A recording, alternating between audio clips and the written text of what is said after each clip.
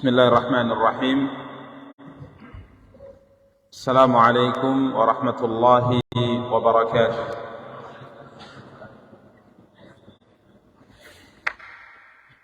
Alhamdulillahi rabbil alamin. Wal 'aqibatu lil muttaqin fala 'udwana illa 'alal zalimin. Asyhadu an la ilaha illallah wahdahu la syarika lah. Wa asyhadu anna Muhammadan abduhu wa rasuluh. Salawatu rabbi wa salamuhu alaihi wa ala alihi wa ashabihi wa man ihtada bihadyihi wa istanna bisunnatihi ila yaumiddin wa sallama tasliman katsira, amma ba'du. Ikhwani wa akhawati kaum muslimin, kaum muslimat, rahimani wa rahimakumullahu jami'a. Alhamdulillah, puji dan syukur senantiasa kita ucapkan untuk Allah subhanahu wa ta'ala. Salawat beserta salam semoga senantiasa dilimpahkan oleh Allah untuk junjungan dan panutan kita Nabi Allah yang mulia Muhammad sallallahu alaihi wasallam. Ikhwani wa akhawati kaum muslimin, kaum muslimat, rahimani wa rahimakumullahu jami'ah. Biidznillah, pada kesempatan yang berbahagia kali ini kita akan kembali mencoba untuk melanjutkan kajian dan pembahasan kitab, mencoba untuk membaca salah satu di antara karya yang telah ditulis oleh Al-Imam Abu Zakaria Yahya bin Sharaf An-Nawawi rahimahullahu ta'ala. Karya beliau Riyadhus Shalihin dengan panduan syarah dari Syekh Muhammad Ibn Salih Al-Utsaimin rahimahullahu ta'ala. Para ikhwah dan para akhwat yang dimuliakan dan dirahmati oleh Allah tabaraka taala, pada pertemuan yang lalu kita masih membahas pembahasan hadis ke-17 dari bab Al-Mujahadah, dan ini merupakan pembahasan hadis terakhir dalam bab ini. Hadis Abu Dzar Jundub ibnu Junadah radhiyallahu an, ini hadis qudsi, di mana akhir dari apa yang kita baca pada pertemuan yang lalu dari firman Allah tabaraka taala dalam hadis qudsi ini adalah firman Allah subhanahu wa ta'ala, ya ibadi innakum lan tablughu durri fatadurruni wa lan tablughu naf'i fatanfa'uni. Ya ibadi law anna awwalakum wa akhirakum wa insakum wa jinnakum kanu ala atqa qalbi rajulin wahidin minkum ma zada dhalika fi mulki syai'a. Ya ibadi law anna awwalakum wa akhirakum wa insakum wa jinnakum kanu ala afjari qalbi rajulin wahidin minkum ma naqasa dhalika min mulki syai'a. Dalam firman ini Allah tabaraka wa taala menjelaskan tentang sifat al-ghina yang dimiliki oleh Allah, kekayaan dan ketidakbutuhan Allah tabaraka wa taala kepada makhluknya.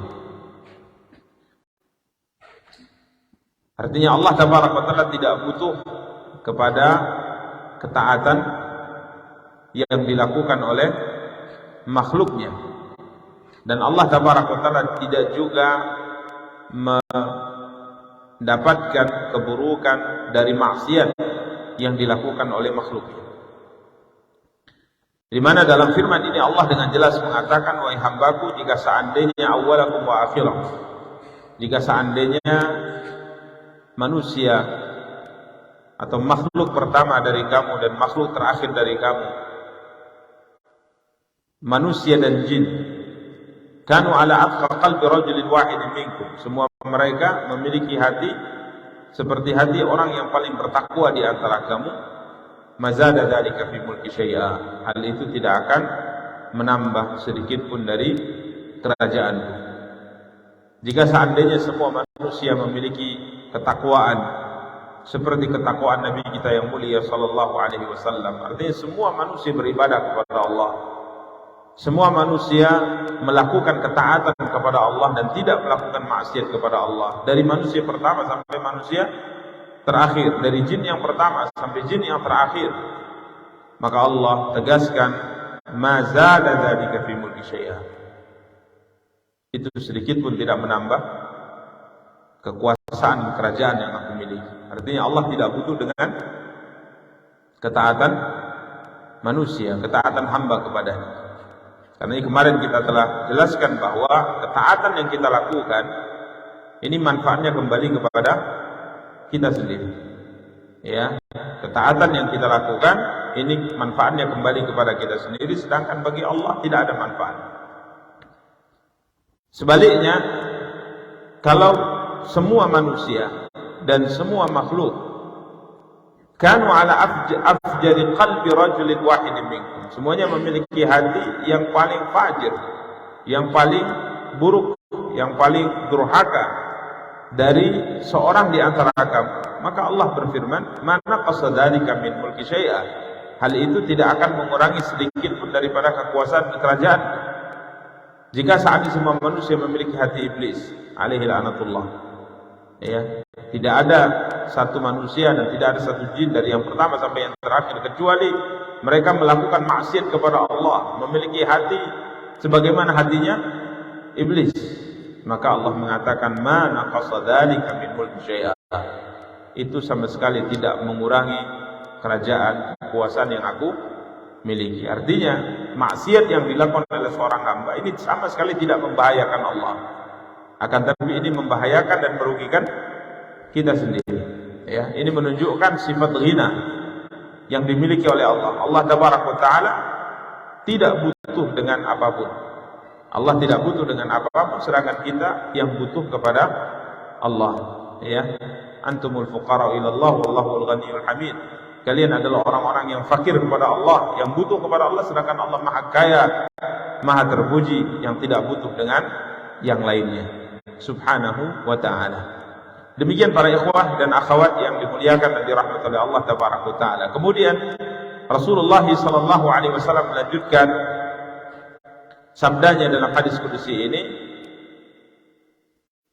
ya ibadi law anna awwalakum wa akhirakum wa insakum wa jinnakum qamu fi sa'idin wahidin fasa'aluni fa'ataitu kulla insanin mas'alatahu ma naqasa dhalika mimma 'indi illa kama yanqusul miqyatu idza udkhila al-bahr. Wahai hambaku, jika seandainya orang yang pertama dari kamu dan yang terakhir, manusia dan jin, semuanya qamu fi sa'idin wahid, semuanya berdiri di satu tempat, ya, semua berdiri di satu tempat, berkumpul di satu tempat, manusia dari Adam sampai manusia terakhir nanti di hari kiamat, semua kita berkumpul dalam satu tempat. Begitu juga jin yang pertama sampai jin yang terakhir. Jumlahnya tidak bisa kita bayangkan berapa banyak manusia, ya, saat ini yang hidup di atas muka bumi saja berapa? Hah? Ya. Pening kita ngitung, ya. Nggak terhitung, ya. Untuk kota Binjai aja berapa? Belum Sumatera Utara, Indonesia, seluruh negara. Ini di saat ini 2023 dan di hari ini yang masih hidup, jumlahnya sangat banyak. Lalu bagaimana kita berbicara tentang manusia yang pertama sampai nanti hitungannya manusia terakhir? Semuanya berkumpul di satu tempat. Ya, seberapa luas tempat yang bisa cukup untuk berkumpulnya manusia. Bahkan Allah mengatakan bukan hanya manusia, jinnakum. Begitu juga dengan bangsa jin. Semuanya juga berkumpul dari jin yang pertama sampai jin yang terakhir. Kemudian fasa'aluni, semua kamu meminta kepadaku dengan permintaannya masing-masing. Ya, ada yang minta apa? Kira-kira kalau Allah suruh kita minta apa? Hah? Dunia sajalah, kita tidak cerita akhirat. Kita ingin membandingkan bagaimana kekayaan yang dimiliki oleh Allah. Ya, silakan minta. Yang kau minta akan aku berikan, kata Allah. Di saat kau hidup di dunia ini, apa yang kau minta terkait dengan dunia? Maka semua kita tentunya punya permintaan masing-masing. Ya, ada minta, saya ingin punya tanah seluas kota Madiyah Binjai. Masya Allah. Yang satu lebih tinggi angan-angannya, seluas Sumatera Utara. Yang satu lagi lebih tinggi, luas angan-angannya, lebih besar. Dia mengatakan saya ingin tanah seluas bumi. Nah, beda-beda permintaannya. Maka Nabi SAW mengatakan, jika seandainya semua kalian berdiri di satu tempat, manusia yang pertama sampai manusia terakhir, jin yang pertama sampai jin yang terakhir, semuanya meminta dengan permintaan masing-masing. Fa'ataitu kulla wahidin mas'alata. Dan aku berikan kepada setiap yang meminta dari kamu itu permintaannya, aku kabulkan. Maka Allah berfirman, "Ma naqasa dzalika mimma indi illa kama yanqusul mikhyatu idza udkhila al-bahr." Tidak berkurang sedikit pun dari kekayaan yang ada padaku, kata Allah, kecuali seperti berkurangnya air laut tatkala engkau celupkan jarum kemudian kau angkat. Jarum kita celupkan di mana? Di lautan. Kemudian kita angkat. Berkurang tidak air laut? Tidak berkurang. Ya, subhanallah. Ini kekayaan yang dimiliki oleh siapa? Oleh Allah. Dia maha kaya. Ya, subhanallah. Ya, tidak kita bayangkan. Karena para ikhwah dan akhwat yang dimuliakan dan dirahmati oleh Allah, seorang muslim tidak takut miskin, karena ia punya Tuhan yang maha kaya. Berapapun yang kamu minta kemudian diberikan oleh Allah, ini tidak mengurangi sedikitpun dari kekayaan yang dimiliki oleh Allah. Bayangkan, semua minta gitu, tidak mengurangi apa yang ada di sisi Allah daripada kekayaan, hanya seperti jarum dimasukkan ke laut kemudian diangkat. Ya, ini para ikhwah dan akhwat yang dimuliakan dan dirahmati oleh Allah tabaraka wa ta'ala.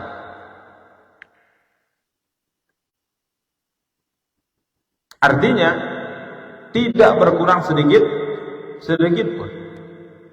Wasi'ul ghina, Allah tabaraka wa ta'ala maha luas kekayaannya. Jawad, Allah maha dermawan, Allah maha mulia, Allah maha baik.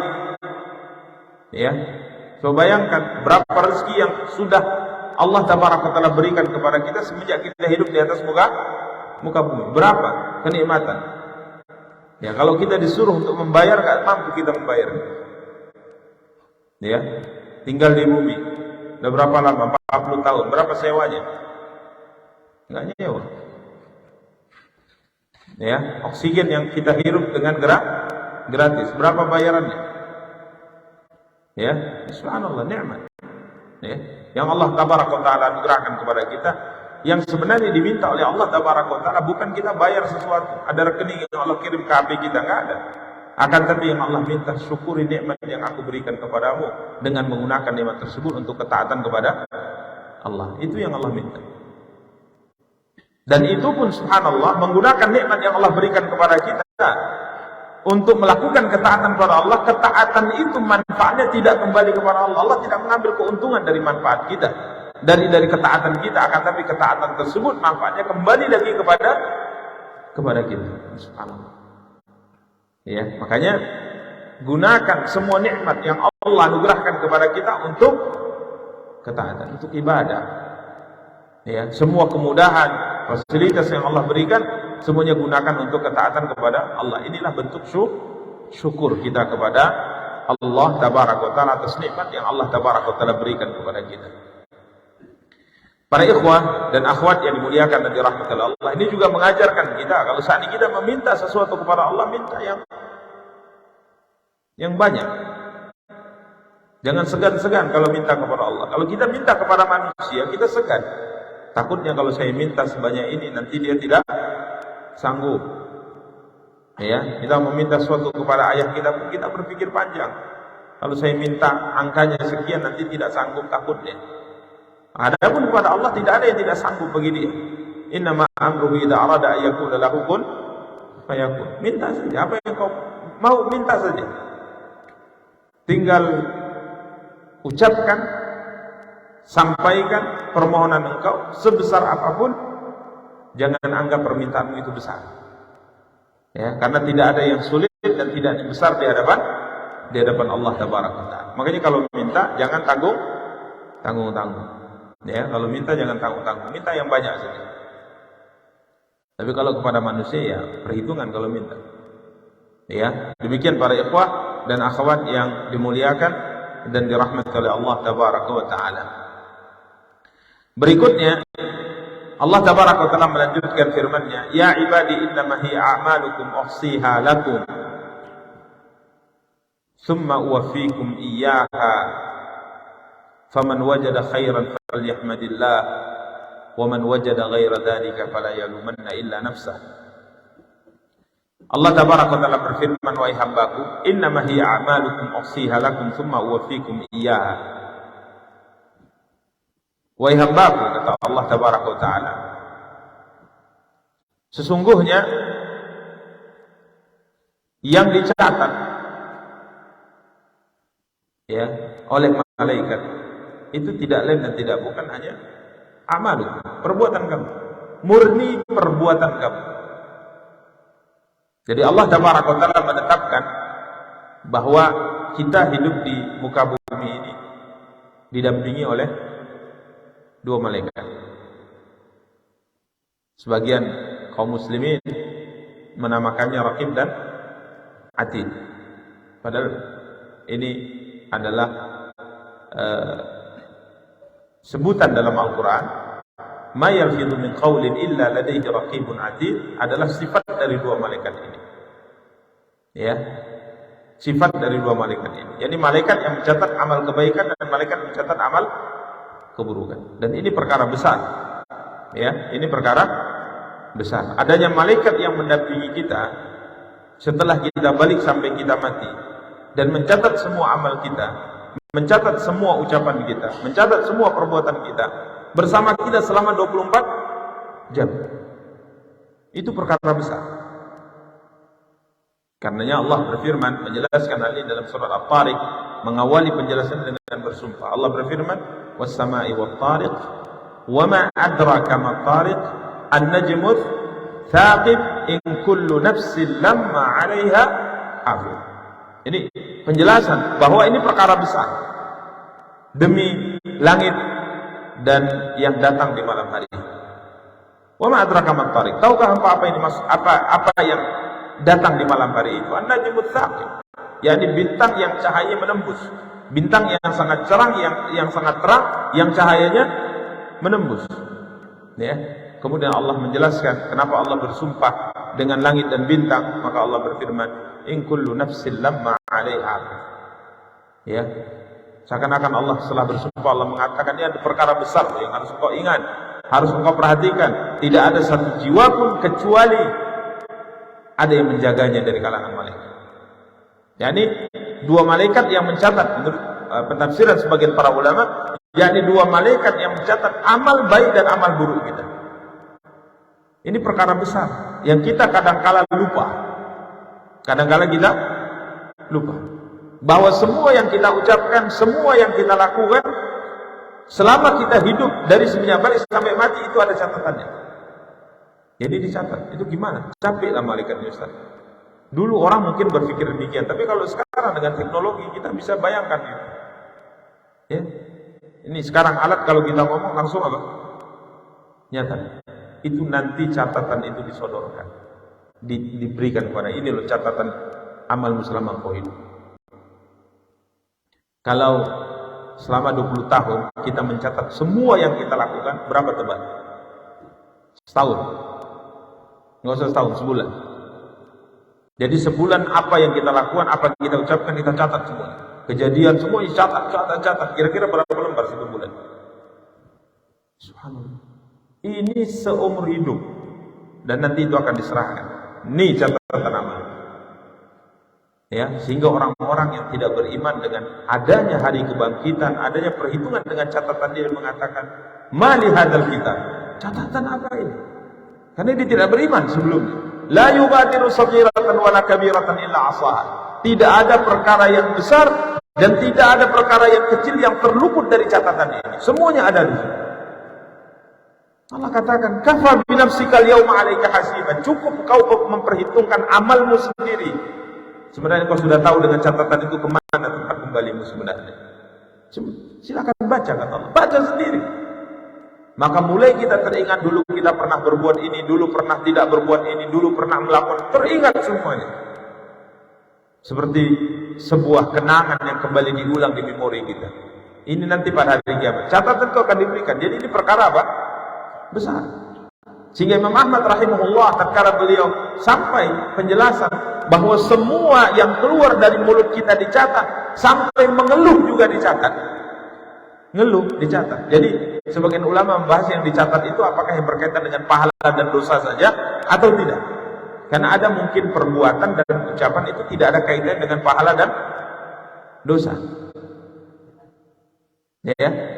Contoh misalnya yang kaitan dengan Imam Ahmad, tiba-tiba kita merasa sakit di anggota tubuh, kemudian kita mengatakan, aduh, ini sebenarnya tidak ada kaitan pahala dan dosa. Kalimat aduh.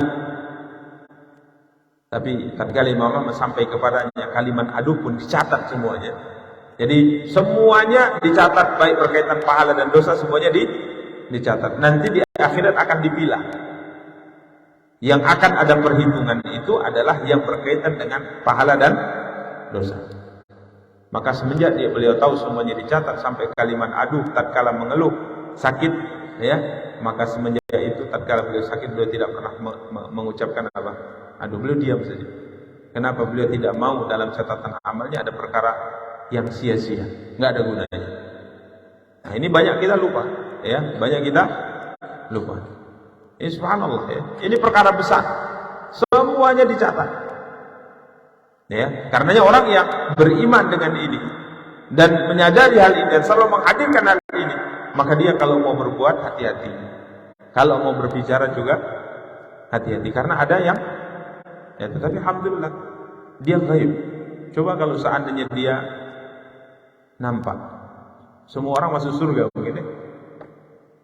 Ya, semua orang masuk surga karena ada malaikat. Baik semua orang, tapi dibuat gaib sehingga yang layak masuk surga akan masuk surga, yang layak masuk neraka akan masuk neraka. Ini perkara besar para ikhwan. Maka Allah mengatakan, "Innama hiya a'malukum wasiyalakum." Yang dicatat oleh malaikatku itu, ya, yang selalu mendampingi kalian dalam kehidupan dunia, itu murni perbuatan kamu. Tidak ada ditambah dan tidak ada dikurangi. Ya, kalau nanti ada orang yang ingin membantah, maka silakan. Anda ingin bantah, silakan bantah. Sampai disebutkan ada orang kafir mengatakan, ini catatan apa ini kok seperti ini, ya Tuhan. Aku butuh orang yang bersaksi bahwa ini betul aku lakukan. Aku butuh saksi. Dia seakan-akan membantah, ini enggak aku lakukan. Wajar orang yang sudah melihat di depannya neraka, yang kalau perhitungan ini kalah dia akan dicampakkan ke neraka, dia tentunya cari alasan. Maka Allah mengatakan, ya, kami akan berdatangkan saksi untuk kamu. Dia mengatakan, saya tidak mau saksi dari luar, saya mau saksi dari diri saya sendiri. Allah mengatakan, ya, Allah kunci mati lisannya sehingga dia tidak bisa berbicara. Allah mengatakan, tangan berbicara, kaki berbicara. Maka akhirnya tangan dan kakinya berbicara. Dia mengatakan, benar, waktu di dunia aku melakukan ini, semuanya sesuai dengan catatan. Perkara yang besar yang diawali oleh Allah dengan sumpah, dan Allah ingatkan di sini, innamahi a'malukum ukhsiha lakum. Sekedar dicatat dan dihitung oleh Allah. Tidak ada penambahan dan tidak ada pengurangan. Jadi kalau ada ketaatan yang tidak dicatat, silakan tuntut Allah. Tapi itu tidak mungkin, karena Allah sudah berjanji dalam surah Az-Zalzalah ayat 7 dan 8, ayat yang masyhur sering kita baca. Allah berfirman, "Faman ya'mal mithqala dzarratin khairan yarah, wa man ya'mal mithqala dzarratin syarran yarah." Barang siapapun yang beramal walaupun hanya seberat zarrah, ya, sering diterjemahkan seberat biji sawi. Seberat biji sawi. Sekalipun amalnya itu kecil, ya, amal kebaikan yang kecil, ya, pada hari kiamat dia akan melihat ganjaran dari Allah Taala. Amal ibadah apapun, walaupun dianggap apa? Kecil, ringan, mungkin kita lupa sebenarnya. Tapi itu dicatat. Sebaliknya, wa may ya'mal mithqala dzarratin syarran yarah. Barang siapa yang melakukan amal keburukan walaupun hanya seberat dzarrah, seberat biji sawi dari kejahatan, maka dia juga akan melihat balasannya di sisi Allah Taala.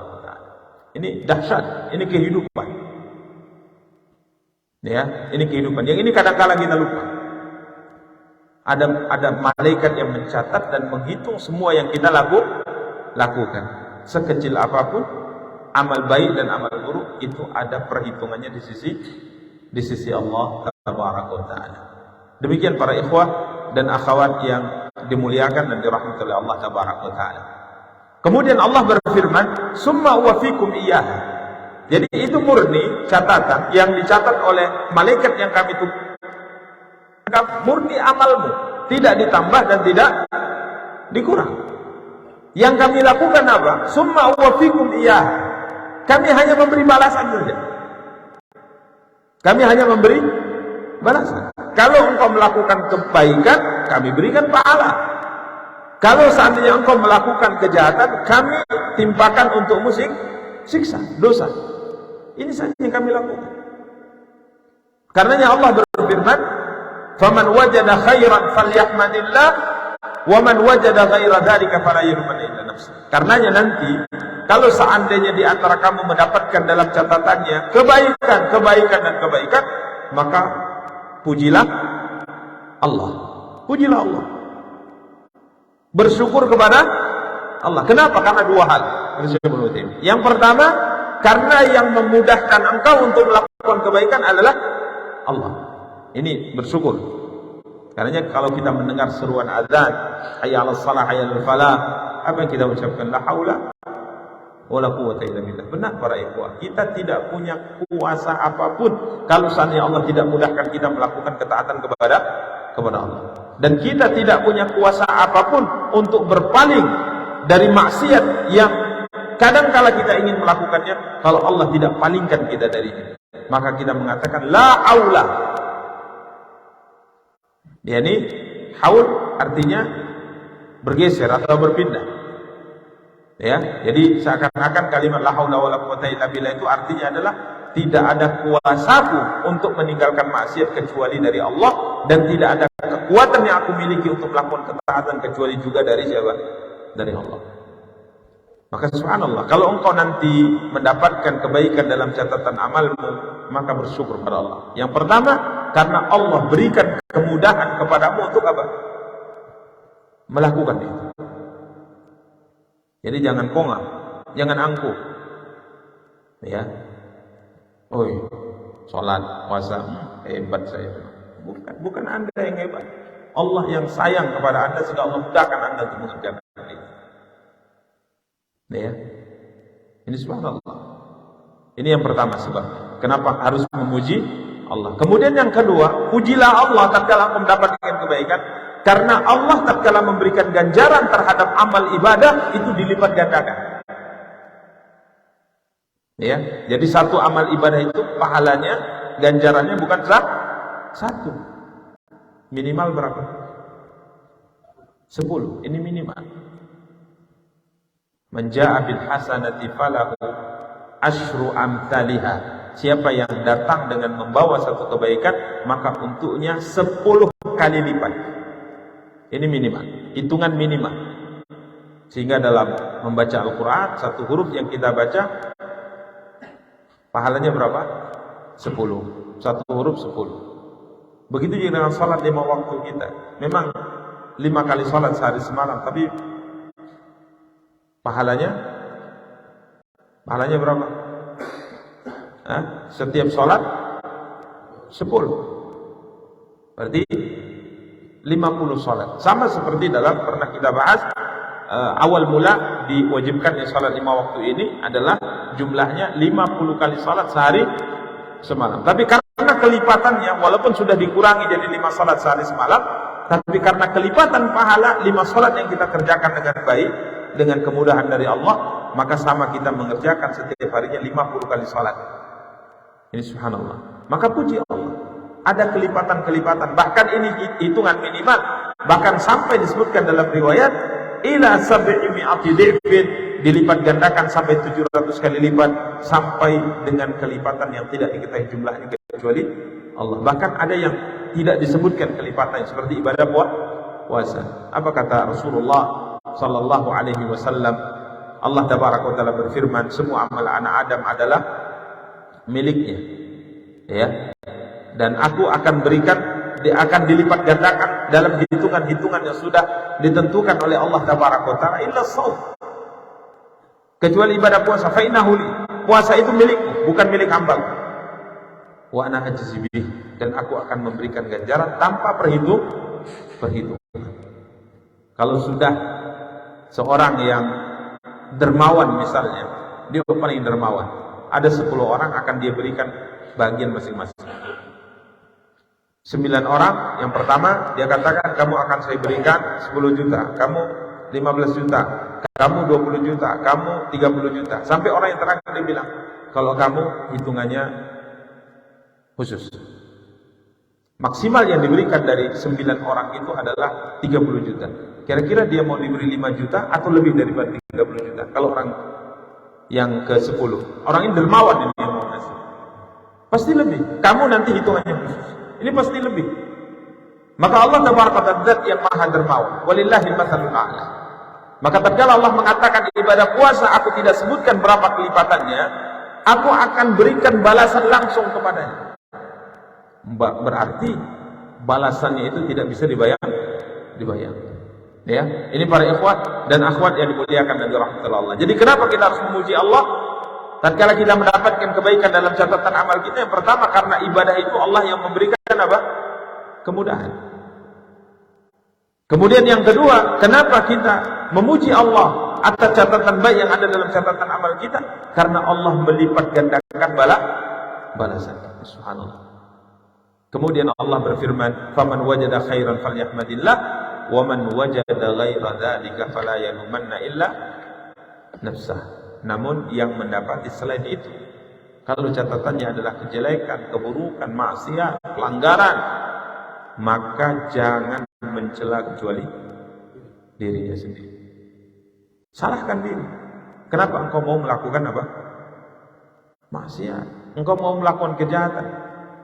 Karena Allah tabaraka wa taala sudah turunkan kitab suci sebagai peringatan. Allah sudah utus nabi untuk menyampaikan peringatan kepada kita. Bahkan bukan hanya sekedar itu, Allah tabaraka wa taala juga berikan kepada kita hati nurani. Hati nurani yang kita sebenarnya dengan hati ini kadangkala bisa mengetahui jalan baik dan jalan buruk. Tandanya apa? Kalau kita tidak tentram melakukan sebuah perbuatan, ada kegundahan, ada kerisauan, berarti jalan itu atau perbuatan itu tidak baik. Ditopang lagi dengan penjelasan hadis dan penjelasan Al-Quran, tapi kalau tetap memilih jalan buruk, maka kalau seandainya kau dapati balasan itu, catatan itu adalah keburukan, maka jangan engkau cela kecuali diri.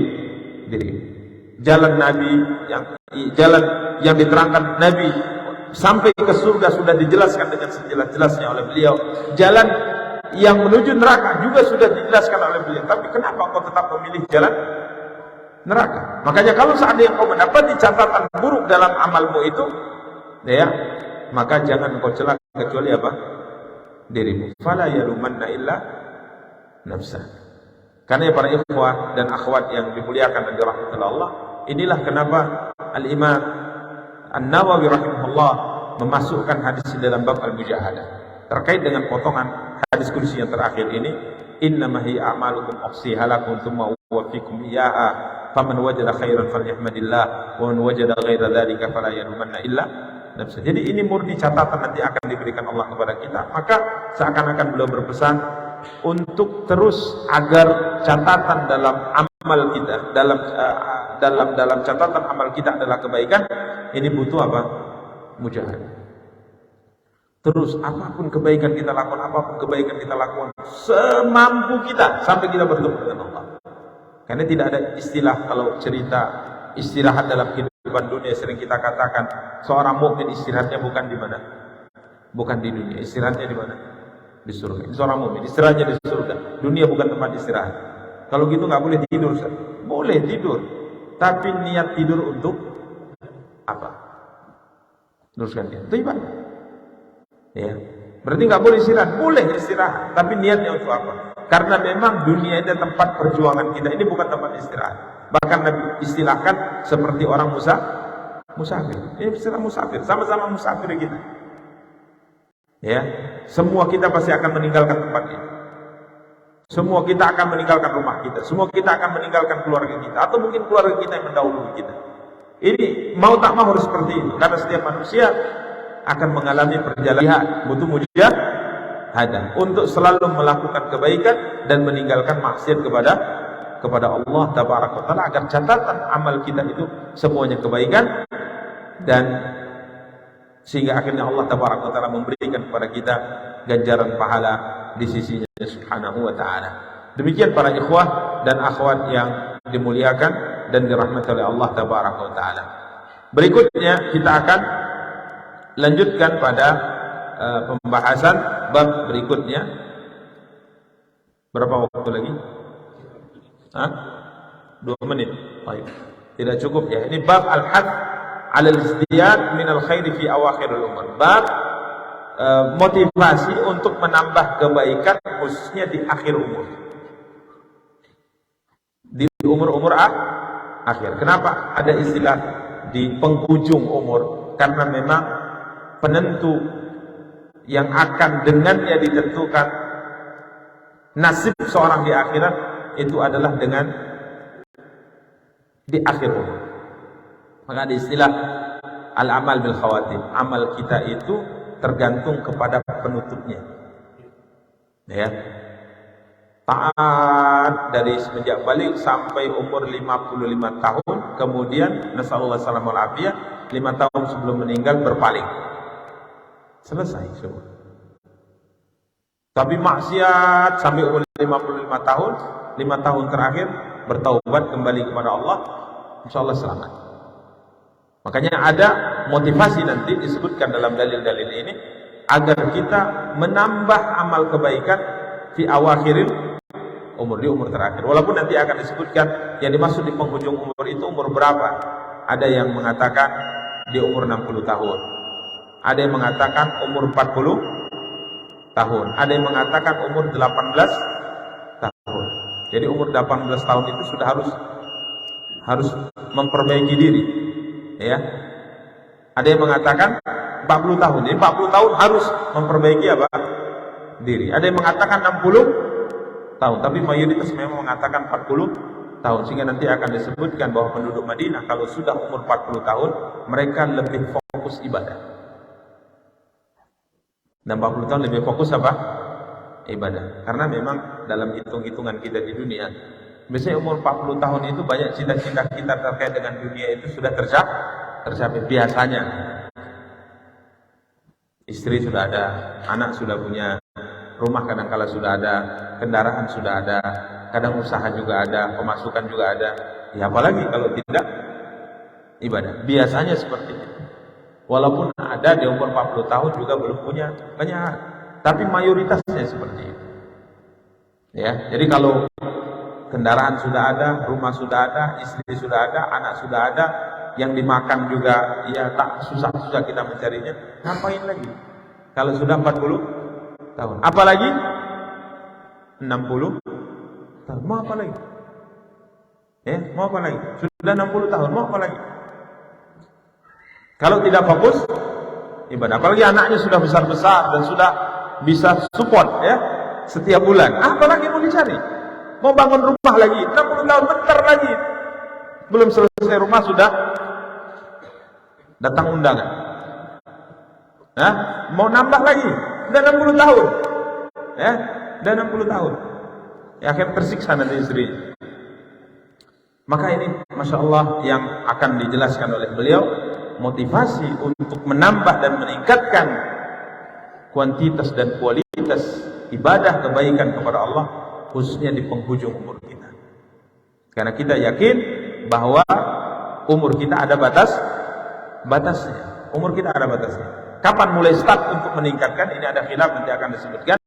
Tapi sebagian para ulama mengatakan 40 tahun. Jadi kalau sudah 40 tahun, lebih ditingkatkan apa? ibadah kepada Allah. Bukan berarti yang belum 40 tahun tengok KTP. Belum. Wah, tidak seperti ini ya. Tapi ini disebutkan penduduk Madinah seperti itu. Kalau sudah 40 tahun, mereka tafarraq lil ibadah. Mereka lebih fokus beribadah kepada Allah tabaraka wa taala. Demikian para ikhwah dan akhwat yang dimuliakan dan dirahmati Allah. Insyaallah akan kita jelaskan pada pertemuan yang akan datang. Kita cukupkan. Wassallallahu ala nabiyyina Muhammadin wa ala alihi wa sahbihi wa tabi'in. Subhanakallahumma bihamdika asyhadu an la ilaha illa anta astaghfiruka wa atubu ilaik. Wassalamu alaikum warahmatullahi wabarakatuh.